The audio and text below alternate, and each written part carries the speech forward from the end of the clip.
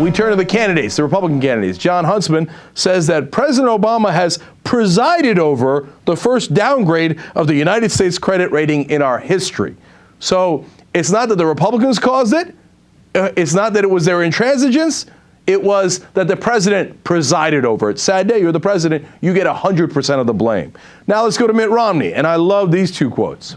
Number one, he says, the failure of the president to reignite this economy and get people back to work is one of the reasons we're seeing such high levels of deficit and why the debt continues to grow at such an alarming rate.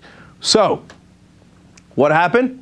The Republicans just got Obama to sign on to a deal where we would lose jobs rather than gain jobs. And then they immediately turn around and the leading Republican candidate says, you look at this, Obama's not creating enough jobs. It's his fault. That's why we can't get out of this debt, because Obama won't create any jobs. Well, he can't create any jobs because he just agreed with you guys to do spending cuts that is going to cost us 1.8 million jobs.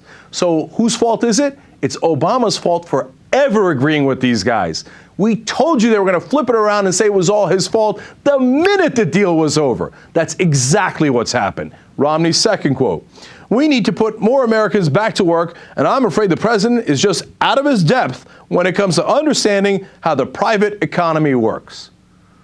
So there they are, rubbing it in his face a little bit more. You dumbass, you agreed with us to cut spending. Apparently you don't know how this thing works. When you cut spending, you lose jobs. You don't add jobs. Idiot. It's all your fault for presiding over job losses. We still got a deficit. We're still blaming you for it. And for getting downgraded, and we'll throw in the markets tumbling, which is what Mitt Romney was talking about today when he talked about those quotes, even though the market crashing has absolutely nothing to do with the downgrade. It doesn't matter. You roll it all up into one big ball of ugliness, and you go, who's presiding over it? Who's the president? Obama. It's all his fault. Agree with the Republicans at your peril. When are you ever going to learn that you're never going to catch a break by agreeing with them? All they're going to do is spit in your eye and blame you for all the problems that they caused if you agree with their principles. So, on the one hand, we've got the Republicans blaming President Obama for everything. On the other hand, what's the president going to respond with when it comes to us getting downgraded by S&P? First, Michelle Bachmann says, quote, it happened on your watch, Mr. President. You were AWOL. You were missing in action. Well, there you have it, 100% Obama's fault. Doesn't matter that the S&P said, hey, part of the problem here is that we won't raise taxes, and that doesn't make sense. You can't balance the budget without it.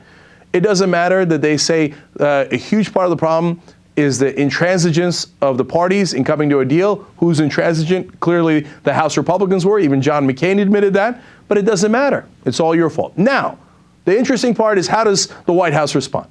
Jay Carney, White House press secretary, responds by saying, quote, we must do better to make clear our nation's will, capacity, and commitment to work together to tackle our major fiscal and economic challenges. In other words, no. I know they're blaming us 100%. We won't blame them at all. No, what we'll say is it's all of our faults. The problem is we're not working together enough. We didn't compromise with the Republicans enough because we're not working together enough. Really, that's your strategy? What a dumb strategy. The other guy blames you and you say, oh, well, it's kind of both of our faults. Who would, if you're looking at that and you're not a political expert and you look at that from an outsider's perspective, you go, I don't know, one guy's saying it's totally that guy's fault, another guy kind of agrees and says, well, it's all of our faults. If you don't know anything about that controversy, what would you think? You think, well, it's probably the guy's fault who's saying, yeah, it's all of our faults, right? God, how bad are you at messaging? They're unbelievable. They're going to get routed in this election if they continue this way. It's almost too late to turn it around.